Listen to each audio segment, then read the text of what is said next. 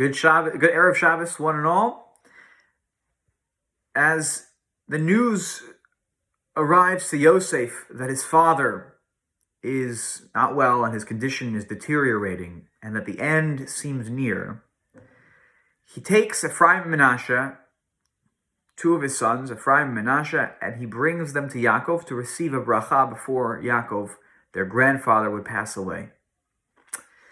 And it's an interesting scene where Yaakov is giving the bracha, and he takes his right hand, his stronger hand, and he crosses it over his left hand, and he gives, puts that right hand on Ephraim. Ephraim being the younger of the two brothers, Menashe was the older one.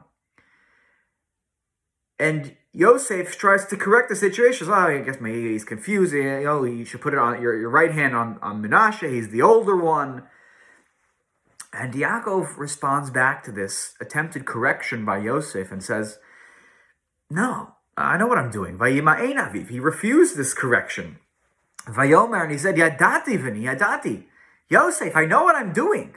I may be ill, I may be at the end of my life, but I know what I'm doing right now. Right? Yadati v'ni Yadati. I know. Gam hu yela'am, v'gam hu yigdal. Look, Menashe, the older one, he's going to become a nation. He's going to become great. He has great things destined for him and his descendants. But perhaps I see something else in the younger brother. He's going to be even greater than the older one. And his offspring shall be plentiful enough for nations. And so the question here that Rashi, amongst others, try to deal with is what made Ephraim stand out more than Menashe, that at least that Yaakov projected into the future, that there was something special that was going to come of the offspring of Ephraim more so than the offspring and the future of Menashe. So the Midrash tries to address this. And Rashi quotes this. So we'll study Rashi together for now a moment. Rashi says, what was going to make Menashe, the older son, special? What was going to come down the road that was going to make his descendants special? Shatid, in the future, Gidon latzeit mimenu. In the future, Gidon, one of the judges from the book of Shoftim, he was, check out the chapter, I think it's 6 through 8 in Sefer Shoftim, and you'll see there the rise of Gidon and his ability to overcome and lead the Jewish people in a victory over the Midyanim, even though they were outnumbered. So Gidon is a tremendously positive character and an amazing leader in amongst the Jewish people, and that's sort of the future greatness that's going to come from the offspring of Menashe. Shakadosh Baruch Hu osa nes al yado. God will make a miracle happen in the war against the Midyanim through the hands of Gidon.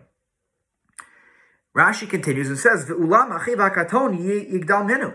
But a little kid, the younger one, Ephraim, is going to be even greater. How so? Shatid Yehoshua latzeit menu.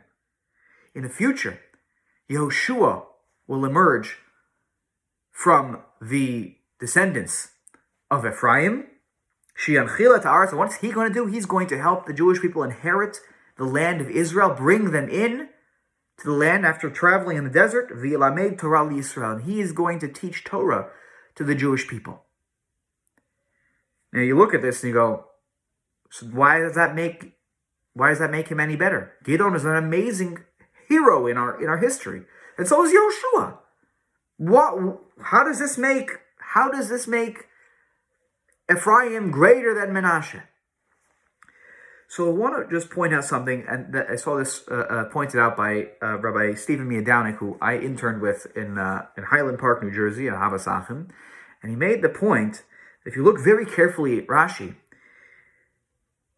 the incident with Gidon overcoming the Midyanim is described as Shakadosh Baruch Hu osa nes al yado. God made a miracle. A single great act came about through the hands of Gidon.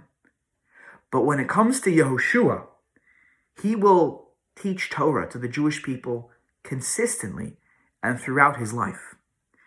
And perhaps what makes the descendants of Ephraim slightly greater in their accomplishments than the descendants of Manasseh, the older one, is that Yehoshua represents consistency. And that consistency, every single day, working towards a goal, a holy goal, like teaching Torah to the Jewish people. And we see this throughout his character, even in the Torah.